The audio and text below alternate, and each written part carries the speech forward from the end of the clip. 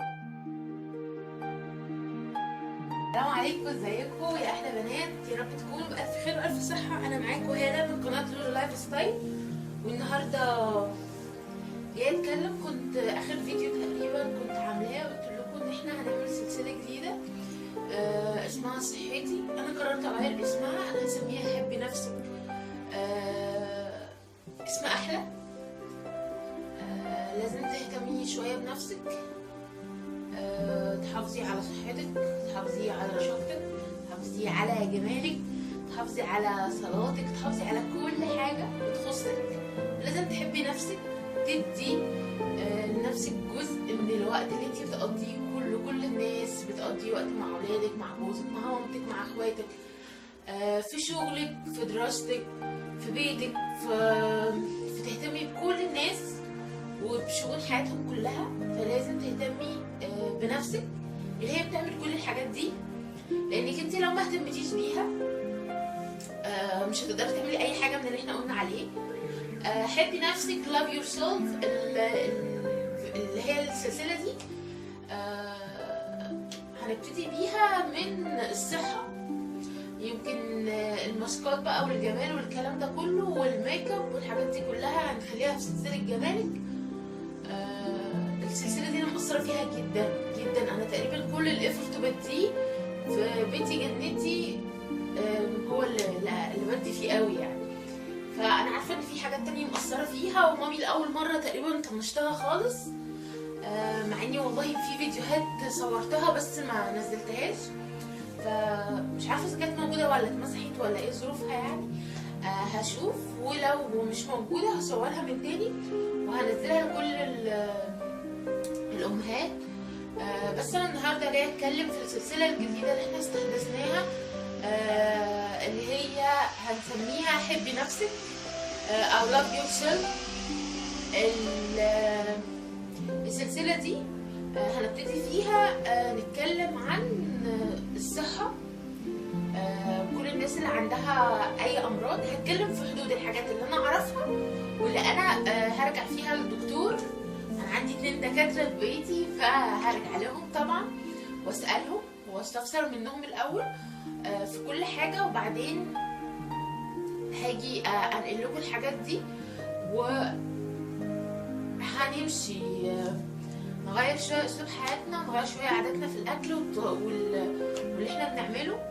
مطلوب منك ان انت كل يوم عايزه من كل واحده فيكم نص ساعه تخليها لنفسها، ما تعملش فيها اي حاجه غير ليها هي بس في صحتها. احنا اول حاجه اللي هنبتدي ان شاء الله باذن الله من 1 ابريل. النهارده انا بتكلم النهارده الخميس، فان شاء الله من 1 ابريل اللي هو بكره الجمعه باذن الله المفروض ان احنا هنبتدي. انا شخصيا هقول لكم على اللي انا هعمله، وانتوا لو عايزين تكملوا معايا اوكي، ما عنديش اي مشكله، انا هكمل، والناس اللي عايزه تكمل معايا مفيش مشكله. ربنا يوفقنا كلنا يا رب. اول حاجه هعملها ان انا قررت انا مش هاخد اي سكر خالص، لان انا بقالي تقريبا 10 ايام بعك الدنيا يعني. كنت مظبطه في الاول، بس بقالي 10 ايام كده اصلا اوت اوف مود، مودي مش حلو، عندي ضغوطات في حاجات كتير قوي قوي قوي، فمخلياني دايما تحت ضغط. طبيعتي انا لما ببقى تحت ضغط دايما بلجأ للحلويات شويتين، فطبعا متضايقه كتير من نفسي. زدت 2 كيلو بحالهم، وال2 كيلو دول بيطلعوا عينيا على بالي ما ينزلوا.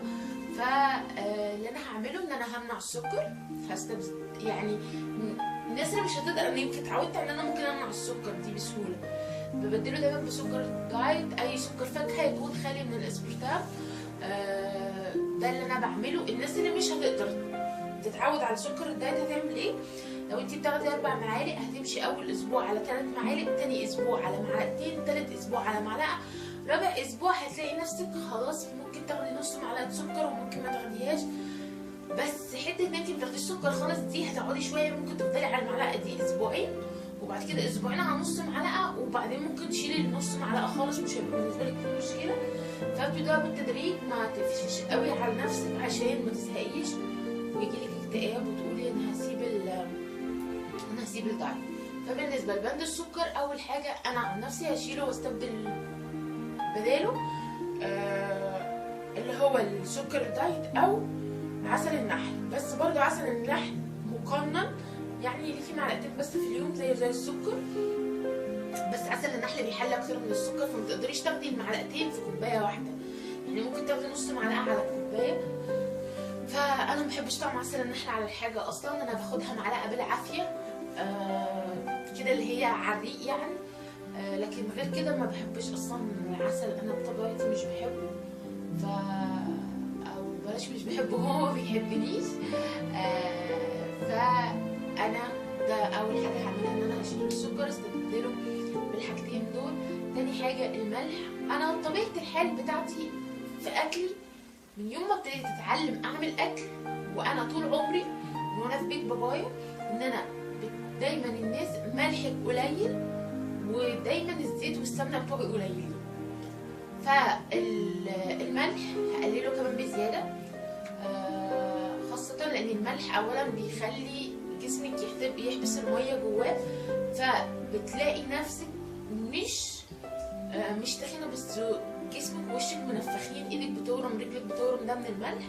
الناس طبعا اللي عندها الضغط تشيل الملح لو تقدر خالص تشيله خالص، او تقلله على قد ما تقدر.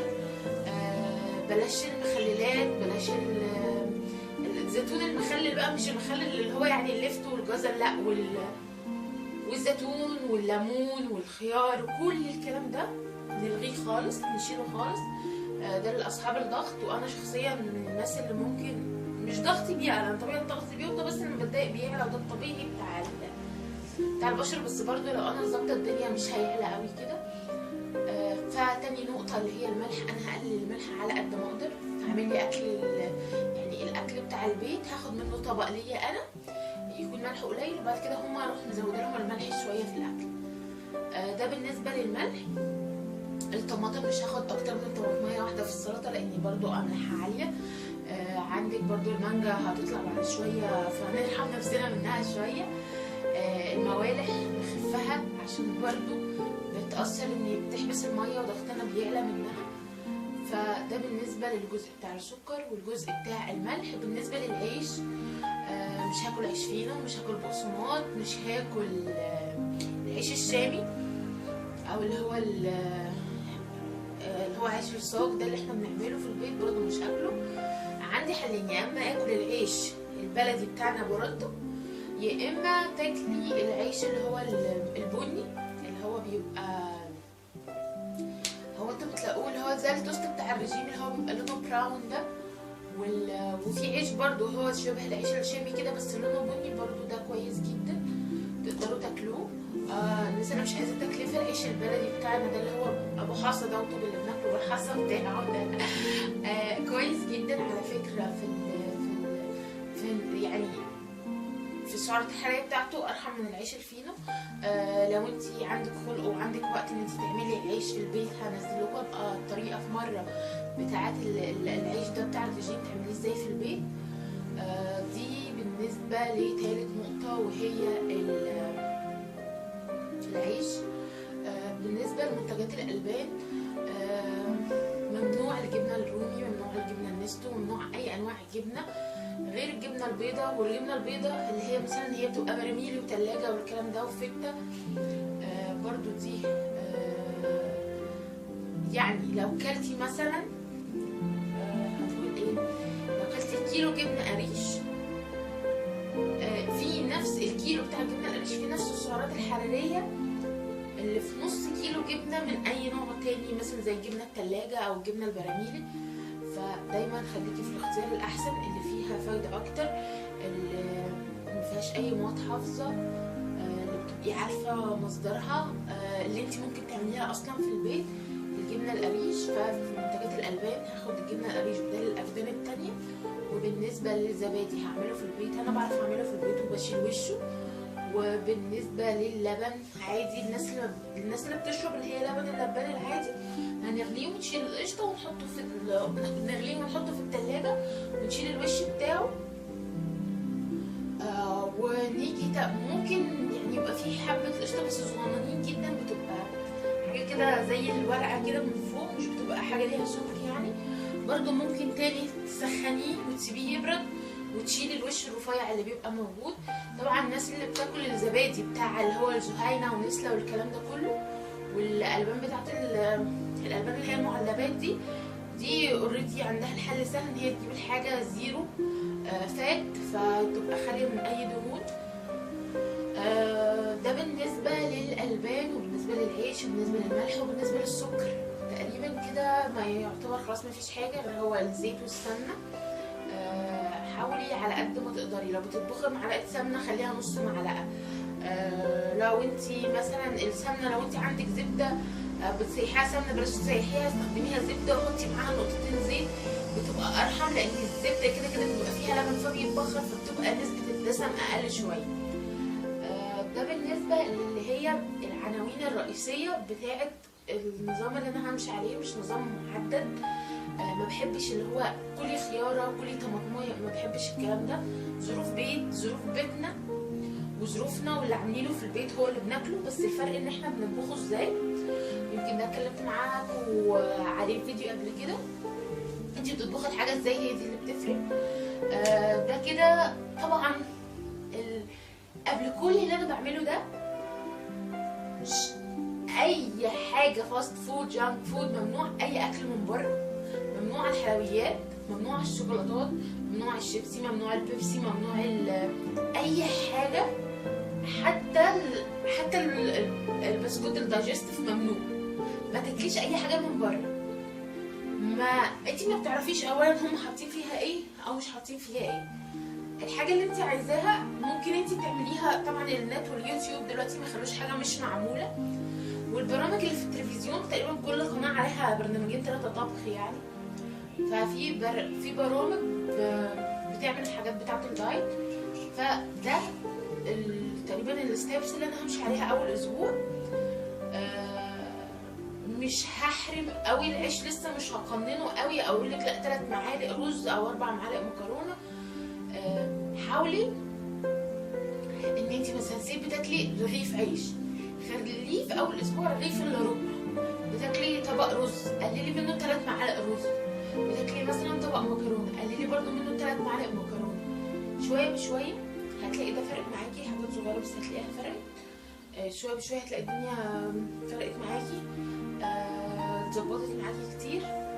ما تضغطيش على نفسك.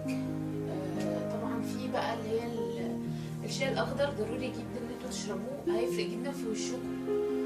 بينقي البشره بطريقه فظيعه جدا.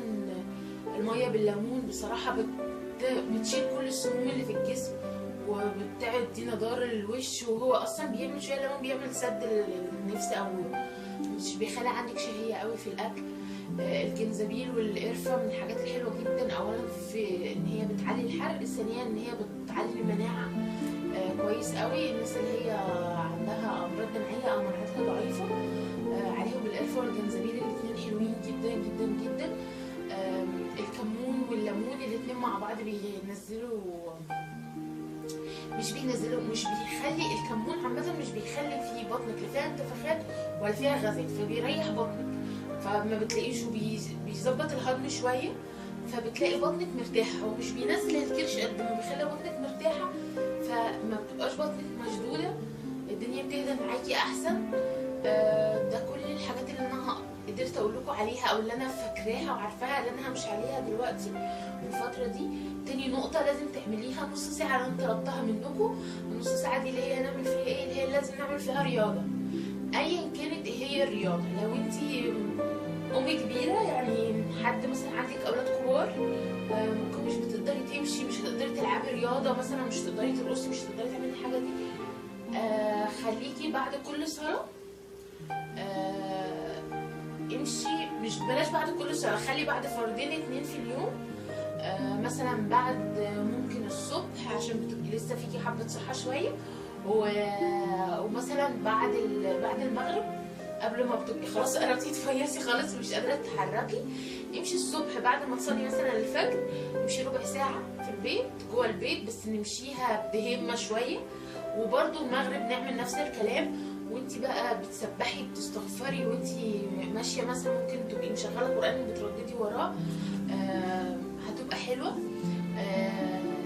بالنسبه للامهات الصغننين اللي هم لسه شباب شويه، ما عندناش خشونه، ما عندناش الكلام ده، مش عايزين نستنى لما يجي لنا خشونه نبقى مش قادرين نتحرك، عايزين نعمل شويه رياضه شويتين في البيت، تمشيها نص ساعه في البيت، ترقصي فيها براحتك، تعملي زومبا براحتك.